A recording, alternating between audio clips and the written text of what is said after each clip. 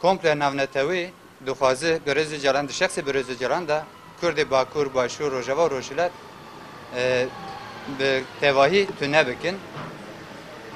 Wê dizanin ku di ser vê warê da li girtîgehê Tirkiye û Bakurê Kurdistanê da hevalan grevekê birçîbûnê dest pê kiriye.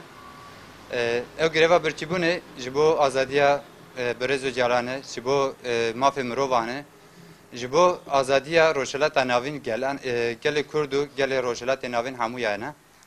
Di vê warê da em dixwazin ku viya dubare bîne ziman û bi vî warê me anî ziman û ev duhem em tên dixwaze ku hani Tirkiye di vî warê da dagirkeriya Tirkiye li ser Başûr, Bakur, Rojava û Rojhilat her dewam e. Çend roj pêştr li garê destpêkek operasyonekî qirkirinê kirin. Em vî jî şermezar dikin.